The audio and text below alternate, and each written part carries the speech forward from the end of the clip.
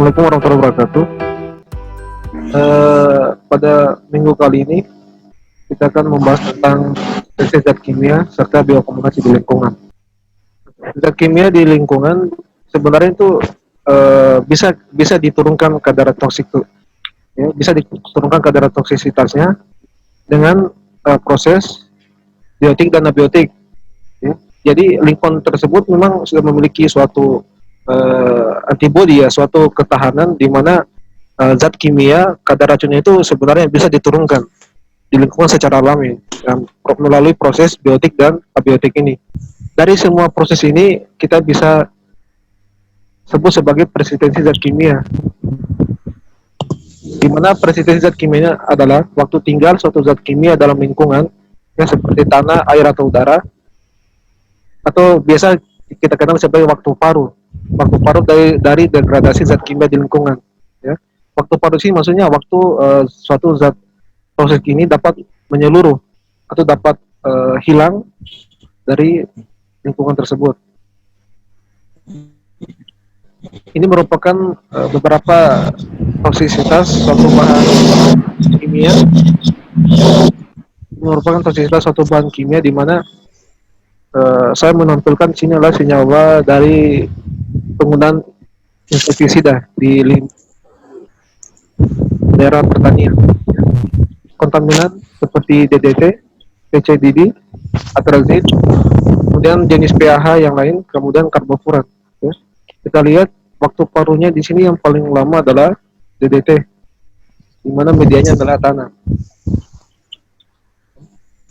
Nah, ini DDT ini sebenarnya dulu memang pernah digunakan, ya, pernah digunakan, tetapi sampai saat ini sudah dihentikan penggunaannya karena memiliki suatu zat toksisitas yang sangat berat.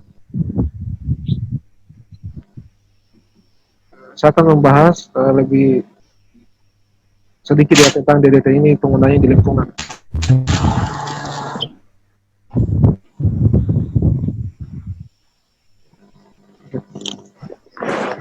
Ini merupakan rumus kimia dari DDT. DDT ini bisa kita kenal sebagai trikloro dikloro-difenil trikloroetana. Ini merupakan suatu senyawa dari DDT tersebut, di mana senyawa ini sangat stabil, ya, sangat stabil di lingkungan, sehingga butuh waktu yang sangat lama untuk mendegradasi senyawa kimia tersebut.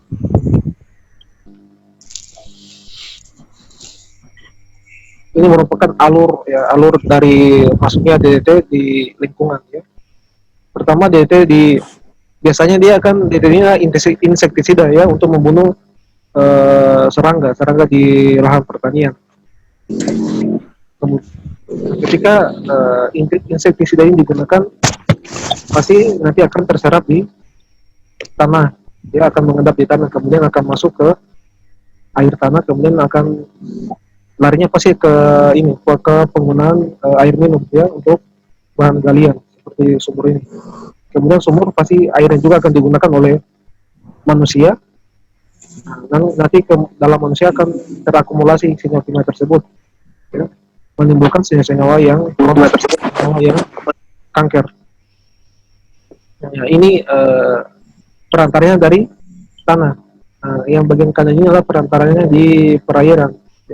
DDT masuk dari perairan, kemudian akan dikonsumsi oleh biota laut atau ikan-ikan kecil, ya.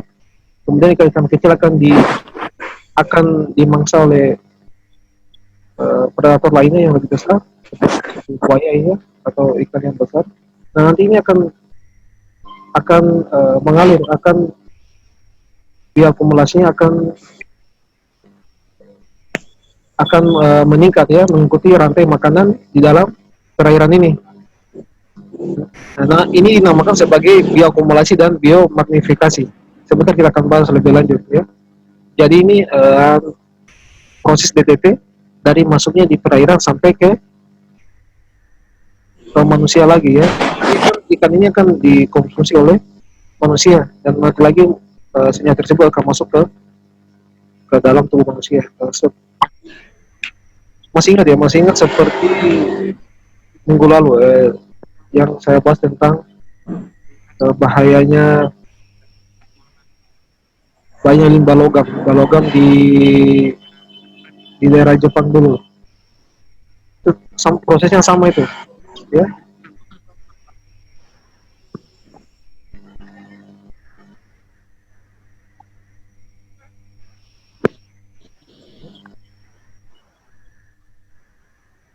Yang saya tampilkan ini penggunaan DDT pada zaman dulu, pada saat peluncuran ya, pada saat penggunaan DDT tersebut. Saya stop share, saya tampilkan video tentang penggunaan DDT ini.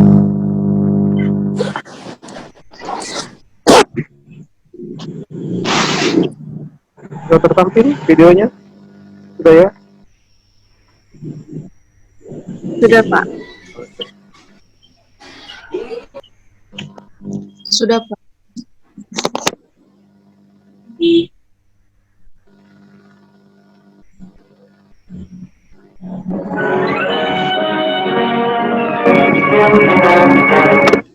With the possibility of a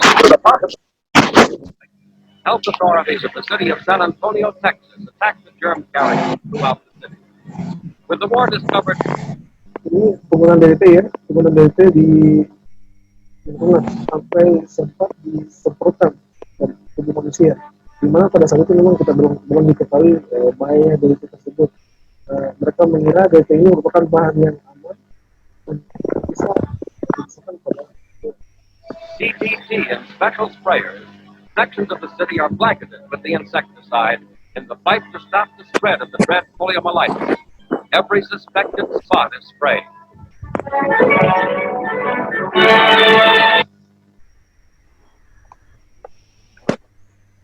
the government says DDT is so safe and we can eat it. Artinya pemerintah berkata bahwa DDT itu adalah penggunanya sangat aman ya, dan sampai saking aman itu kita bisa mengkonsumsi DDT tersebut ya. Pemerintah berkata ya DDT itu sangat aman ya, sampai saking amannya kita bisa mengkonsumsi DDT tersebut.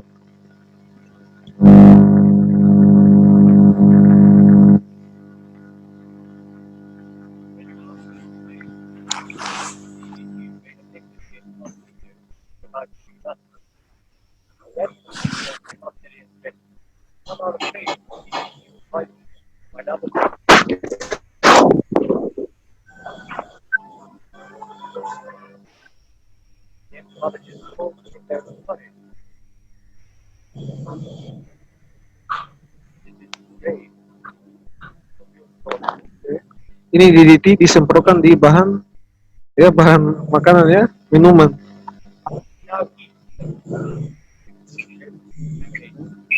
Kemudian mereka makan.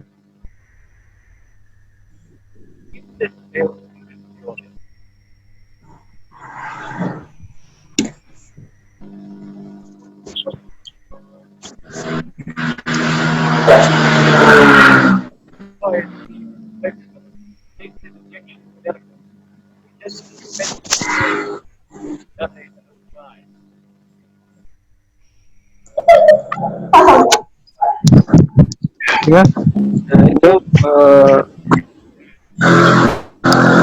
bagaimana penggunaan DDT pada kala itu, di mana mereka mengira DDT tersebut merupakan bahan yang aman untuk bisa digunakan di lingkungan maupun dikonsumsi oleh manusia. Ya. Yang menyebabkan DDT itu sangat toksik karena sifatnya atau struktur kimia itu sangat stabil ya, sangat stabil di lingkungan, sehingga sulit untuk di untuk diputuskan rantainya, sehingga sangat sulit untuk larut dalam air ya. Jadi bayangkan pada slide sebelumnya saya menggambarkan bahwa DDT tersebut waktu parunya selama 10 tahun ya. Bayangkan 10 tahun. Jadi 10 tahun itu DDT itu sangat stabil di lingkungan selama 10 tahun. DDT itu bisa tersimpan ya dengan struktur yang stabil yang tanpa rusak sekalipun. Nah, maka dari itu kenapa DDT ini digolongkan sebagai suatu zat yang sangat toksik ya. Nah, dari awal DDT ini muncullah yang kita kenal sebagai revolusi green ya. Ini adalah latar belakangnya. Latar belakangnya munculnya revolusi green dari penggunaan DDT ini.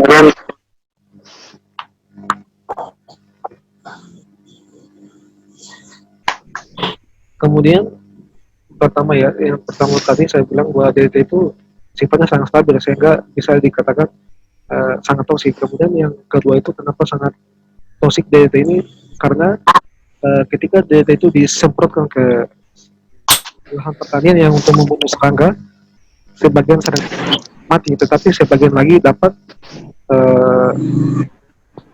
strukturnya itu dapat bertransformasi sehingga serangga-serangga yang lainnya bisa tahan lagi kepada DDT tersebut. Sehingga semakin banyak DDT yang disemprotkan kepada serangga, semakin tinggi juga nanti sifat imunnya serangga tersebut. Ya, jadi DDT ini bukan sebaliknya membunuh serangga, tetapi memberikan sistem imun yang kebal terhadap serangga.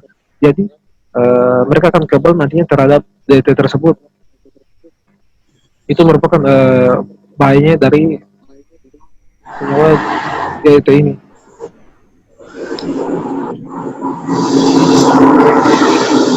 Oke. Kemudian ini merupakan suatu proses lingkungan yang saya sebutkan sebelumnya, merupakan proses dari abiotik dan biotik ya. Pertama kita masuk di proses abiotik. Ya. Proses abiotik suatu proses yang dimana ada bantuan dari fotolis atau cahaya, kemudian ada bantuan dari air untuk mendegradasi senyawa kimia tersebut.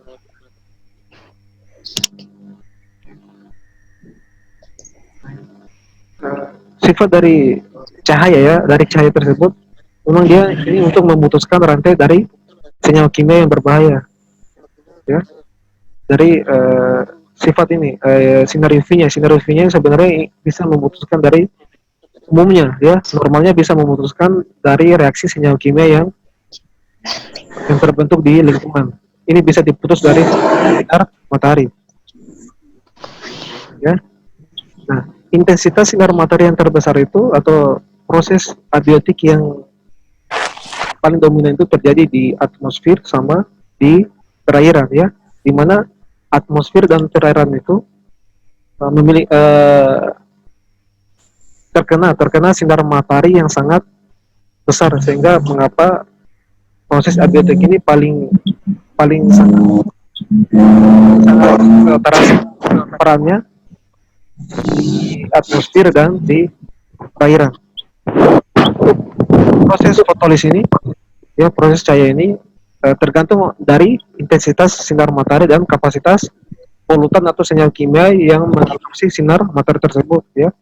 Jadi ini adalah dua faktor yang mempengaruhi dari proses abiotik.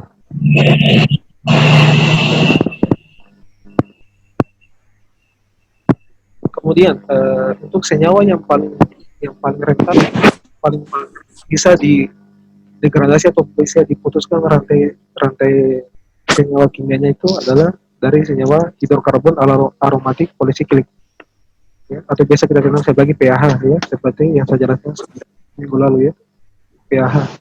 Nah, ini yang paling rentan ketika terkena sinar matahari, maka sinyalnya akan putus ya.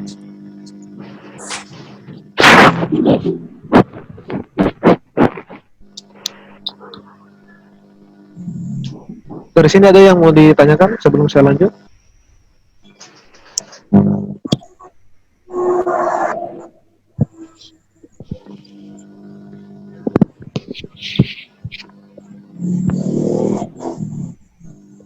Ada yang mau ditanyakan atau saya lanjut lagi? Lanjut, Pak. Saya lanjut ya? Iya, Pak. Oke.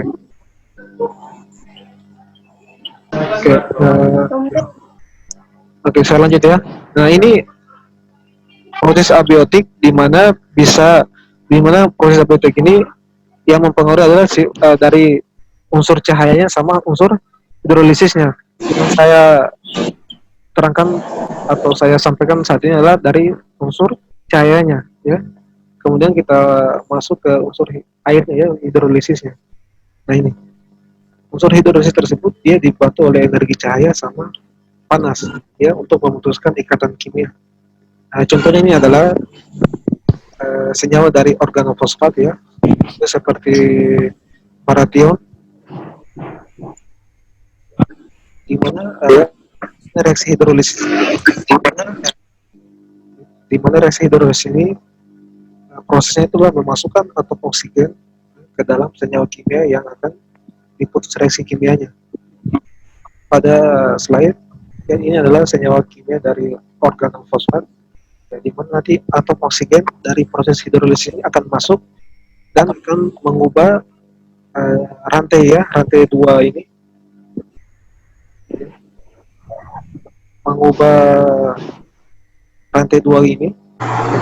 berikatan sama S, nanti akan diputus, ya, menjadi satu cabang saja, ya.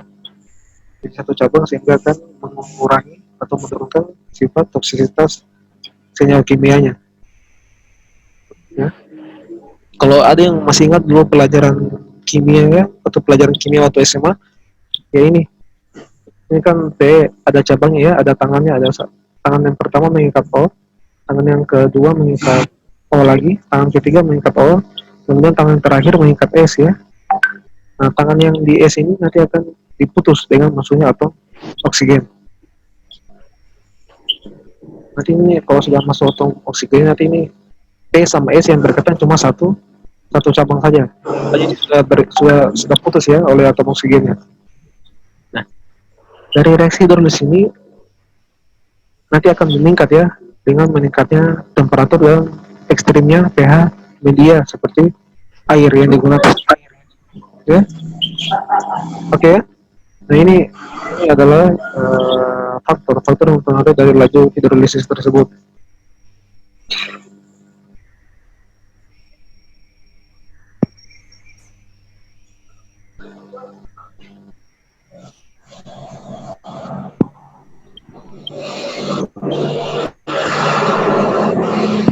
Oke, sebelumnya sudah membahas tentang proses. Sebelumnya tadi saya sudah jelaskan tentang membahas tentang proses dari abiotik. Sekarang saya akan membahas tentang proses dari biotiknya, ya. Abiotik sudah, kemudian kita masuk ke biotik. Umumnya degradasi biotik ini umumnya sangat lambat untuk memutus senyawa kimia. Tetapi bisa dipercepat, ya, dengan bantuan dari mikroorganisme jamur, protozoa, dan ganggang, dengan menghasilkan karbon dioksida dan air, efek sampingnya, ya. Nah, itu. Jadi umumnya degradasi biotik ini umumnya sangat cepat, umumnya sangat lambat, tetapi akan cepat jika ada bantuan dari mikroorganisme seperti bakteri, jamur, protozoa, dan ganggang. Ya, sehingga dengan adanya bantuan dari mikroorganisme ini nanti prosesnya akan lebih cepat dari proses abiotik yang saya jelaskan sebelumnya.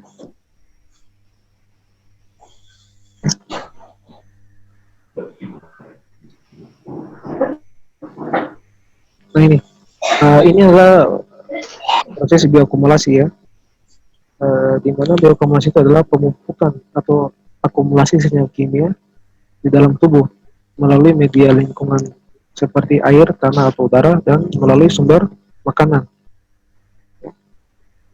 Maksudnya di dalam tubuh manusia akan berpengaruh dengan waktu paruh dari senyawa tersebut. Jika waktu paruhnya lama, maka akan terdegradasi atau tereliminasi dalam waktu yang lebih lama pula. Nah, akumulasinya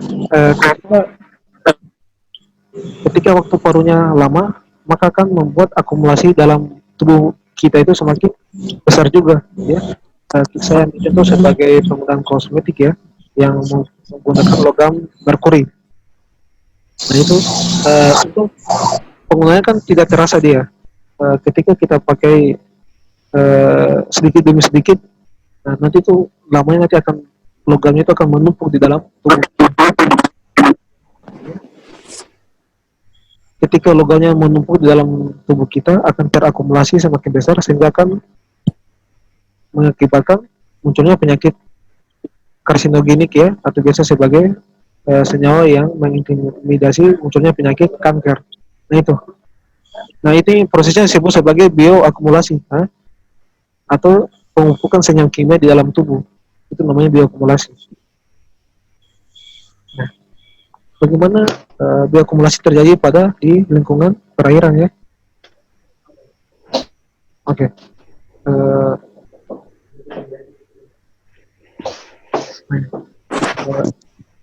senyawa kimia itu masuk di lingkungan perairan.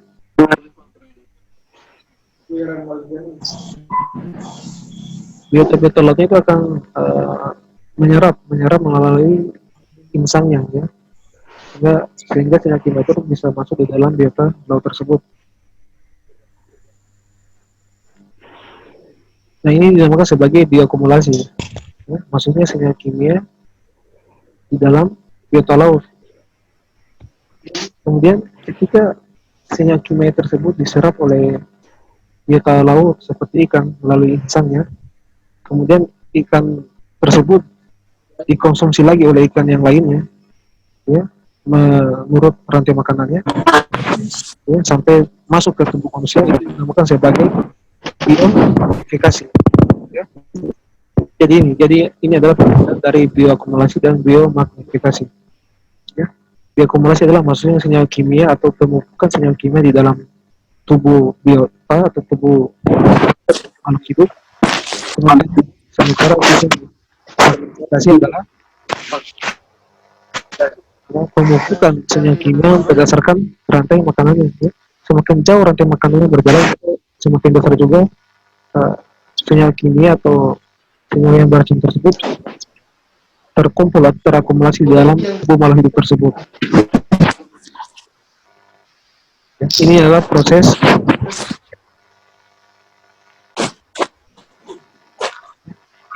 dari bioakumulasi dan biomagnifikasi ya. Bioakumulasi adalah peningkatan konsentrasi senyawa kimia atau xenobiotik di dalam organisme ya. Maksudnya dalam satu organisme itu dinamakan bioakumulasi. Dan ketika organismenya dimakan oleh organisme yang lain sesuai rantai makanannya, maka itu disebut sebagai proses biomagnifikasi ya. Peningkatan konsentrasi bahan kimia di dalam rantai makanan.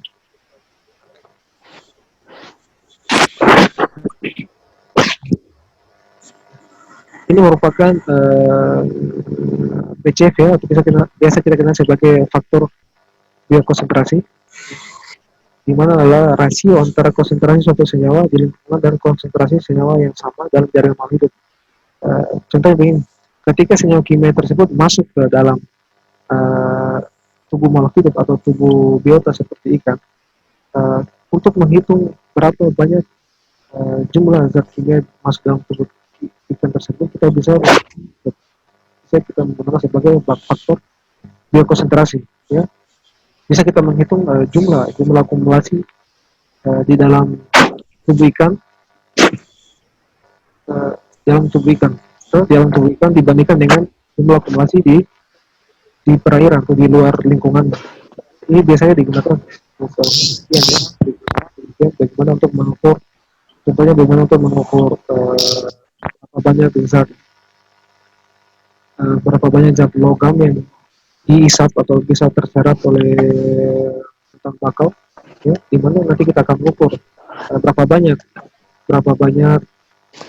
zat kimia yang terserap di akarnya atau di daun atau di batang ya, dibandingkan dengan zat kimia di luar lingkungannya. Itu bisa kita gunakan perhitungannya, itu adalah faktor biokonsentrasi. Untuk penelitian mungkin sudah banyak digunakan untuk menghitung jumlah akumulasi dalam tubuh makhluk hidup. Nah, ini adalah merupakan dampak dari bioakumulasi senyawa kimia atau penumpukan senyawa kimia dalam tubuh. Pertama adalah rusaknya sistem kesehatan makhluk hidup. baik pada manusia, tumbuhan atau hewan. Dan kemudian yang kedua adalah rusaknya keseimbangan ekosistem karena pengaruh pada rantai makanan.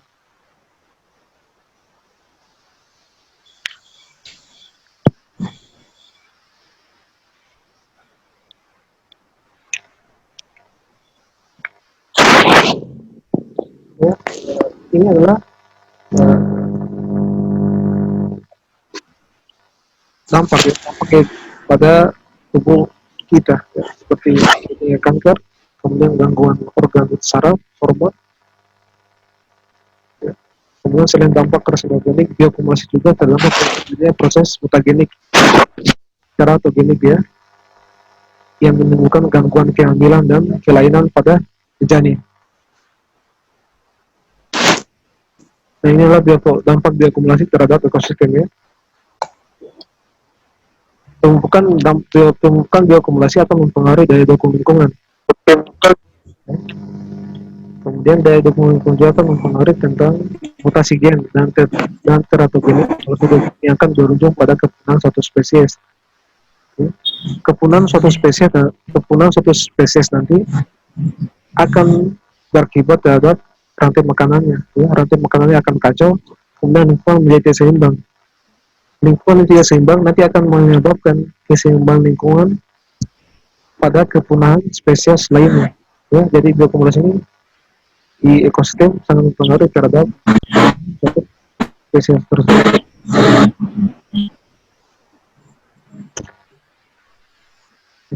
Saya kira saya kira sampai itu saja, ya. Saya kira sampai di situ yang materi hari ini. Mungkin ada yang bisa ditanyakan?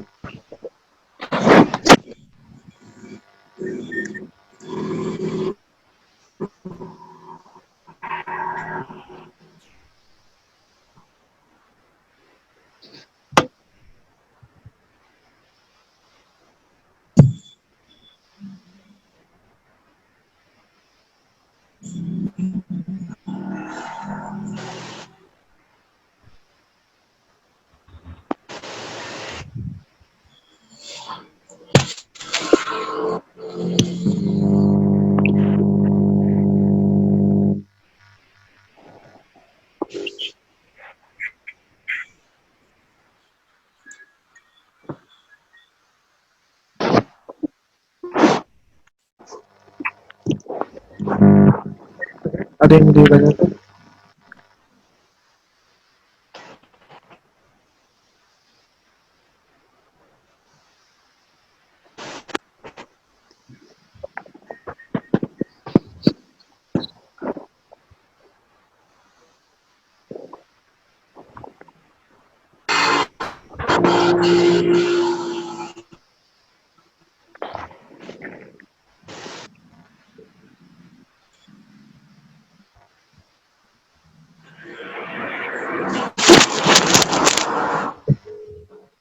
Ada? Kalau nggak ada, saya yang tanya, ya.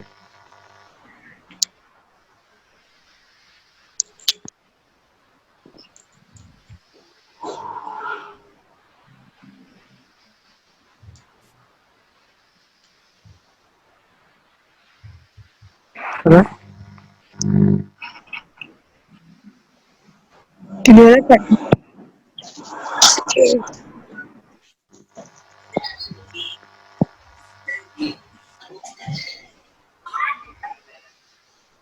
Kalau begitu, saya yang tanya, ya. Oke. Kalau begitu, saya yang tanya, ya.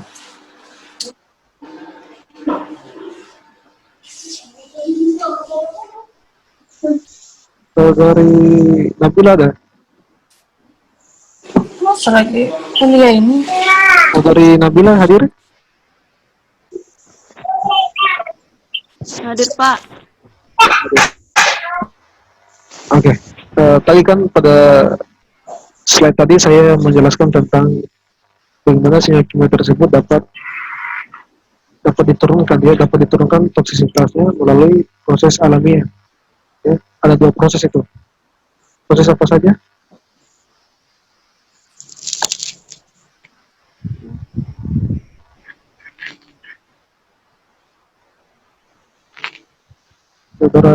saudari Nabila.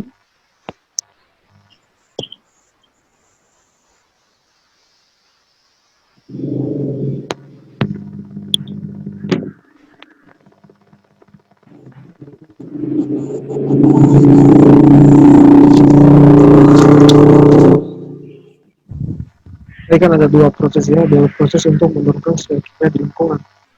Proses apa?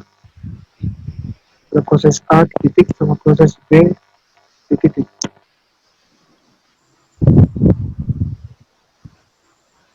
Pas, Pas, Pak. pas sekali pasnya.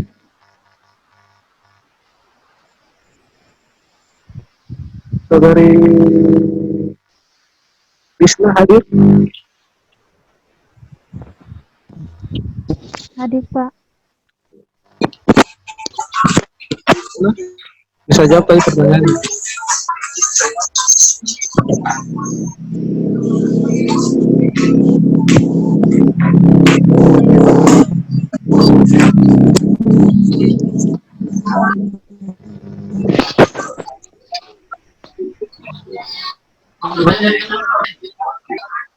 Gimana nggak bisa?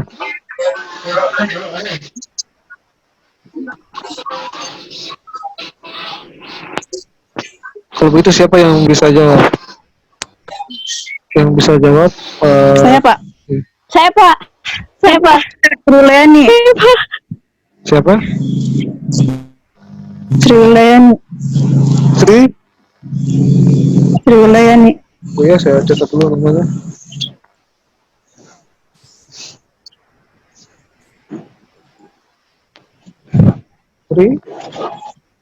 Sriwilayani. Terus?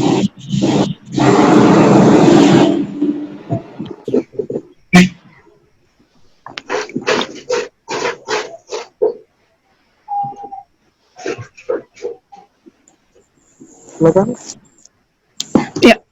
Ya, terima kasih. Jadi berdasarkan materi yang dijelaskan tadi ada sedikit yang saya tangkap. Jadi proses alamiah untuk menurunkan zat kimia ya. Iya. Itu dengan dua cara yaitu biotik dan abiotik. Biotik dan abiotik. Yang lain ada yang mau tambahkan? Tadi siapa yang mau jawab dulu? Saya, Pak, tapi sama jawabannya sama Sriwilayani. Saudara Suci. Ditambahkan. Suci Cahaya Labora, Pak.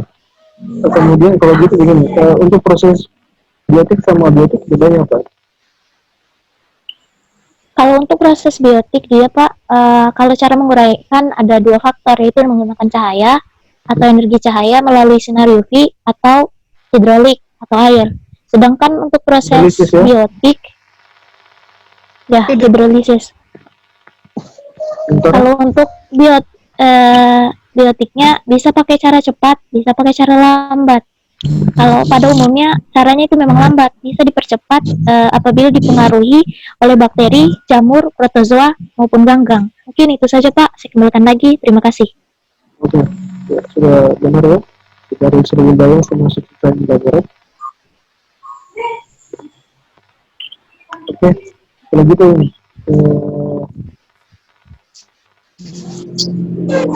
mengapa senyawa DT ini sangat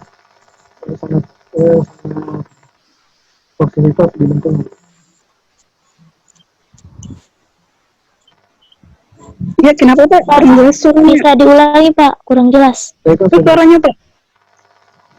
Tadi kan saya jelaskan dampak senyawa DDT ini ya terhadap lingkungan karena sulit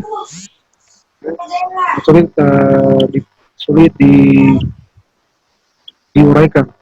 Nah itu mengapa penyakit kimia DDT ini sangat toksik di lingkungan.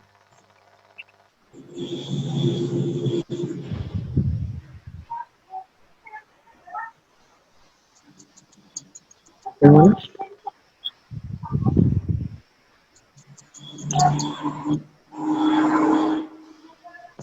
Kenapa dikatakan sangat toksik dia?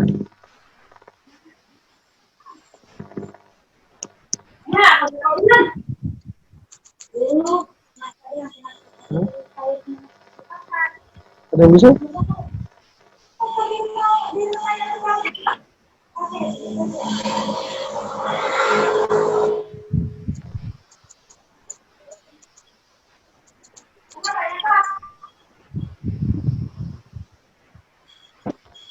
Saya Pak, Iya.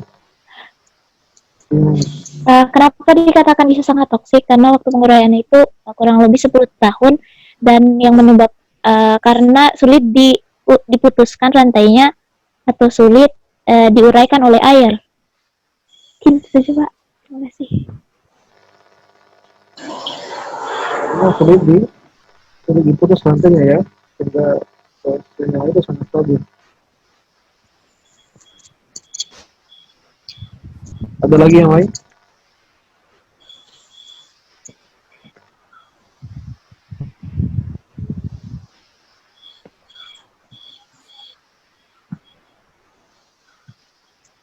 Ada yang mau tambahkan?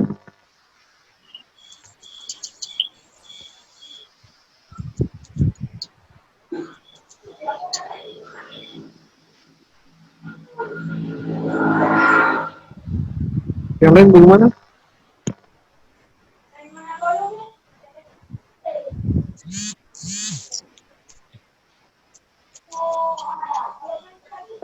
Kalau begitu pertanyaan berikutnya, ya, saya tunjuk ya, bagaimana atau apa perbedaan dari dia akumulasi sama dia magnifikasi.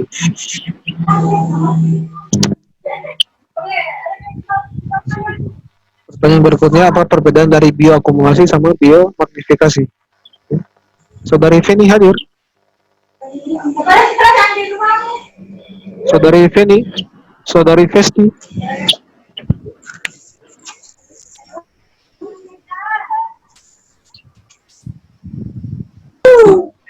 Hadir Pak. Iya. Gimana? Atau tahu perbedaannya? Perbedaan dari bioakumulasi sama biomagnifikasi.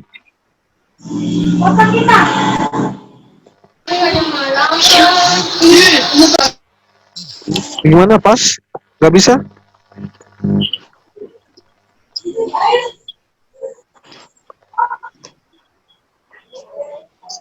Saudari Vesti, gak bisa ya?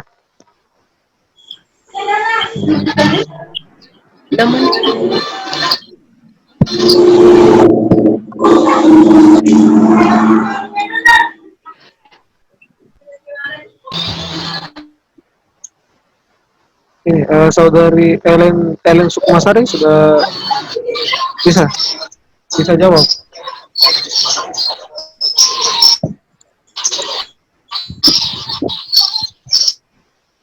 Saudari Ellen Sukmasari bisa jawab.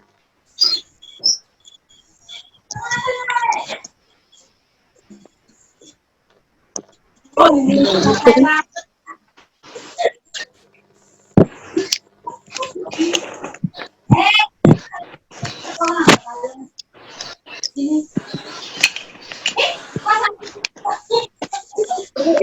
sama begini ya. Saya nanya Waalaikumsalam kok. Ini saja anunya. Mana? Yang bisa jawab siapa? Saya Pak, saya boleh. Yang lain Saya, lagi, Pak. yang lain jangan. Saya Pak. Siapa? Saya Pak Suci Fadila. Wisma Dayan bisa. Apa? Coba saudari Wisma bisa. Ya Pak. Coba. Perbedaan antara bioakumulasi dan biomagnifikasi adalah bioakumulasi mengacu pada bagaimana suatu polutan memasuki rantai makanan, sedangkan biomagnifikasi mengacu pada kecenderungan polutan untuk konsentrasi pada berpindah dari suatu tingkat tropik ke tingkat berikutnya. Yang lain bisa tambahkan? Ada yang mau ditambahkan dari saudari Wisma tadi?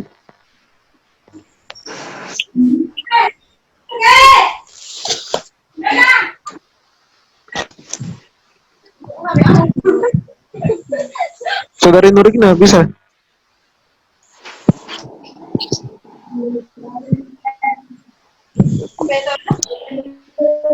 Bentar, tunggu teman. Udah. Gak ada lagi mau tambahkan dari jawaban dari Isma tadi? Sri Mulyani, Pak. Iya. Coba gimana? Sri Mulyani. Iya. Coba. Ya, jadi perbedaan antara bioakumulasi dan biomagnifikasi adalah bioakumulasi merupakan peningkatan konsentrasi xenobiotik dalam organisme. Sementara biomagnifikasi adalah peningkatan konsentrasi xenobiotik di dalam rantai makanan. Terima kasih. Tidak masalahnya Jadi, belakangan. oke, jadi itu perbedaannya ya. Bagaimana bioakumulasi itu proses masuknya dari lingkungan ke dalam tubuh makhluk hidup ya. Nah, kemudian ketika tubuh makhluk hidup tersebut atau biota tersebut dikonsumsi atau dimakan oleh predatornya atau menurut rantai makanannya, maka itu dinamakan sebagai biomagnifikasi ya.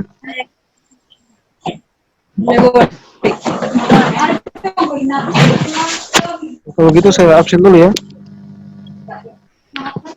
Ya, Oke, Pak. saya absen. Isma Dayanti hadir. Hadir, Pak. Nurikna,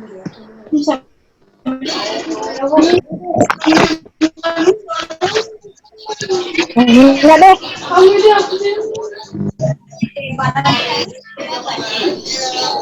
Nurikna hadir. Hadir, Pak.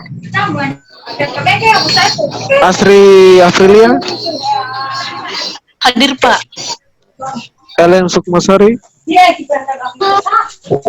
Hadir, Pak.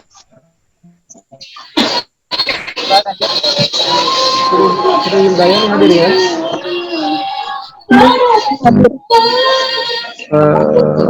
Inarti, Inarti hadir. Hadir.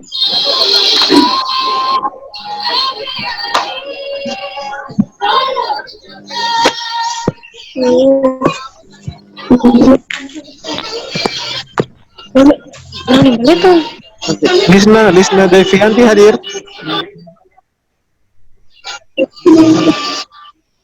Lisna Devianti hadir. Hadir, Pak. Hadir.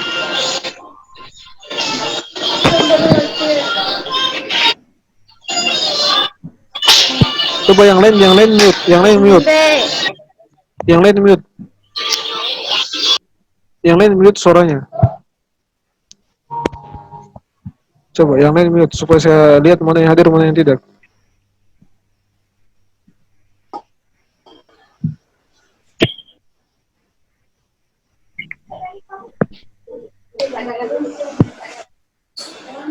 Oke.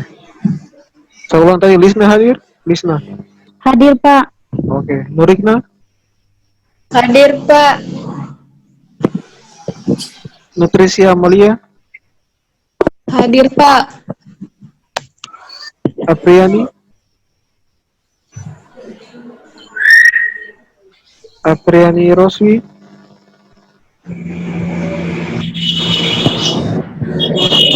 Apriani Roswi, Alfa ya?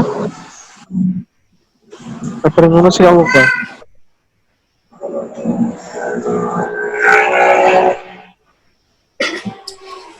Asri Aprilia,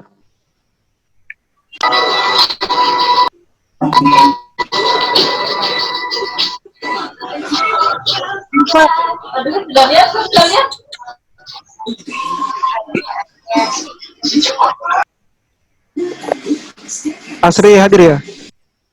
Hadir Pak. Oke. Nabila, Pak. Yayang,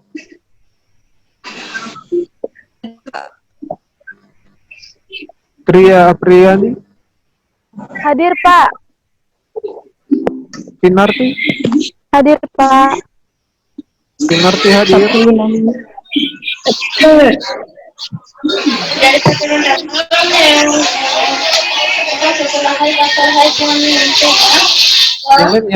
Yang lain mute, jangan di mute soalnya. Pinarti, Hadir, Pak.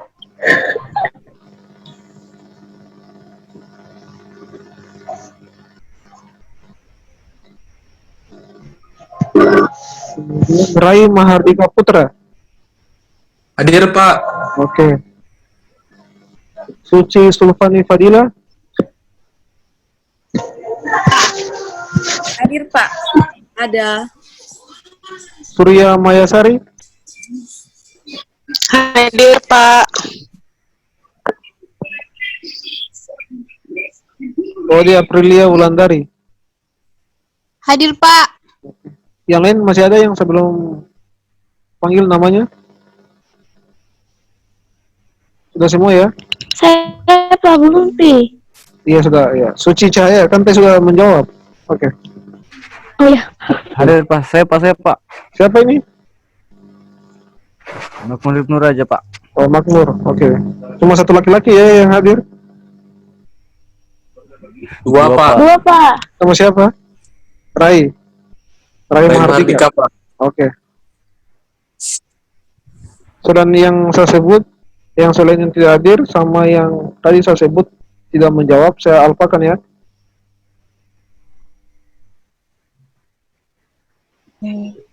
Oke. Minggu depan jam 9 pas ya, jangan molor sampai setengah 10.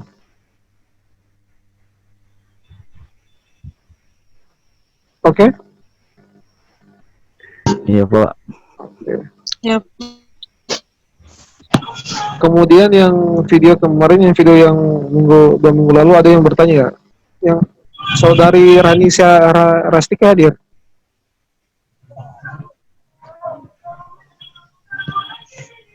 Saudari Rani Syara Rastika. Tidak hadir ya? Tidak ada Pak. Tidak ada ya? Tidak ada. Oke.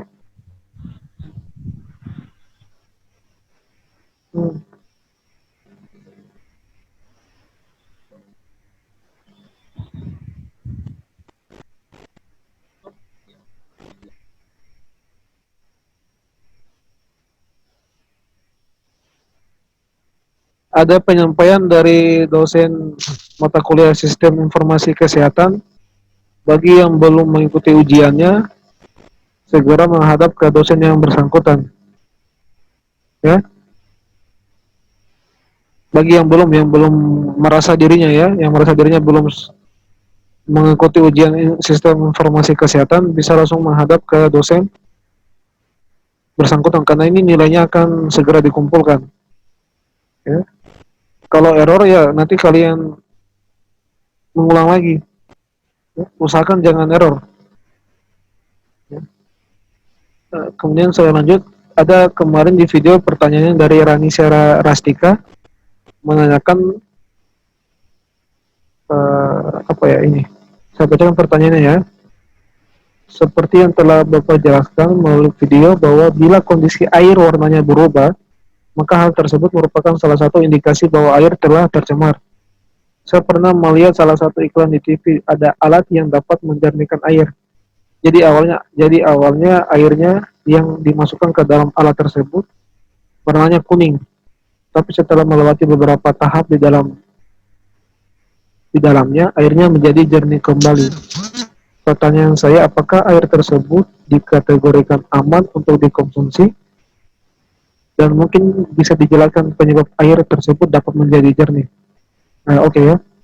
Pertanyaan pertama ini, apakah aman untuk dikonsumsi? Untuk mengetahui dia aman atau tidak, pertama bisa menggunakan parameter fisik ya. Parameter fisik seperti mengukur pH sama mengukur TDS-nya ya, atau mengukur kekeruhannya. Itu pertama. Kita bisa melihat apakah air itu tersebut aman dikonsumsi. Pertama melalui parameter fisik, uji parameter fisik, mengukur pH-nya apakah normal, apakah asam atau basah ya. Ketika normal dia disebut sebagai pH 7 atau pH 8, yaitu rentang-rentang air tersebut kadar suhunya, kadar asamnya atau kadar pH-nya aman. Kemudian kekeruhannya ya kita ukur menggunakan alat yang dinamakan sebagai turbidinity meter ya. Itu bisa kita ukur kekeruhannya. Jika kekeruannya di atas 25, maka itu bisa dikatakan sebagai air yang tercemar. Ya, untuk lebih jelasnya adik-adik mahasiswa bisa melihat di PP nomor 82 tahun 2014. Di situ bisa kita lihat parameter atau baku mutu air itu tergolong tercemar atau belum. Ya, kemudian untuk bisa dikonsumsi kita harus uji dulu deh. Kita harus uji bagaimana apakah air tersebut ini bisa langsung dikonsumsi atau belum. Konsumsi dalam hal ini maksudnya diminum ya.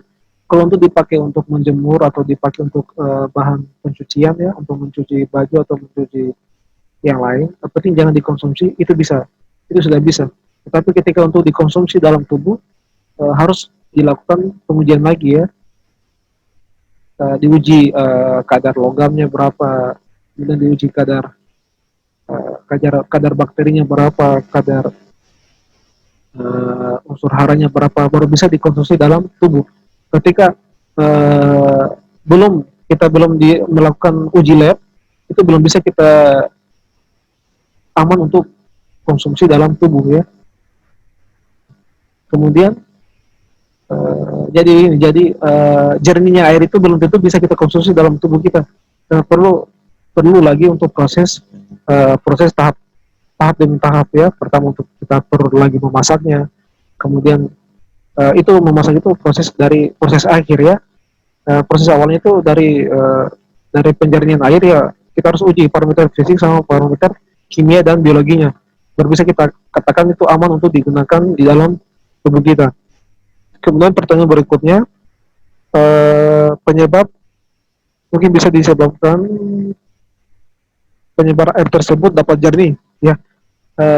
Ada beberapa tahap sebenarnya deh, ada beberapa tahap untuk menjernihkan air ya. Untuk tahap sederhana itu mungkin nanti kalian akan pelajari di tingkat 3 nanti ya. Berhubung saja dosennya dulu kemarin saya suruh mereka untuk membuat alat penyaring air ya. Alat penyaring air secara sederhana dari pasir, kemudian dari arang, kemudian dari arang, pasir, kemudian sabuk kelapa juga bisa. Nah itu merupakan alat-alat yang atau proses untuk penyaringan air yang sederhana. Saya jelaskan yang pertama itu kenapa pasir bisa menjernihkan air ya. Karena itu dia bisa menyerap kontaminan atau bisa menyerap zat-zat pengotor di dalam air seperti adanya limbah aja, seperti limbah sabun yang ada busanya itu, contohnya itu sebenarnya bisa diserap bahan kimia dengan menggunakan pasir ya. Kalau kalian seperti anak gunung ya, kalau yang sering naik gunung itu, kalau itu anak-anak mapala ya, anak mahasiswa pendidikan lingkungan itu, mereka kalau minum air karena ketersediaan air terbatas untuk dibawa dari rumah, mereka itu mengkonsumsi air langsung dari sungai ya, tapi mereka pakai tahap proses penyaringan seperti menggunakan pasir. Nah itu bisa langsung itu sebenarnya itu cara yang aman untuk kita konsumsi langsung ke dalam tubuh ya, tanpa kita harus masak dulu, tapi minimal kita bisa saring dengan pasir itu, kadar airnya bisa lebih baik daripada kita minum langsung. Kemudian ada juga sabuk kelapa, kalau kita saring itu dia bisa menahan kotoran-kotoran yang partikel yang besar. Kalau untuk yang pasir dia bisa menahan kotoran-kotoran dalam partikel yang lebih kecil.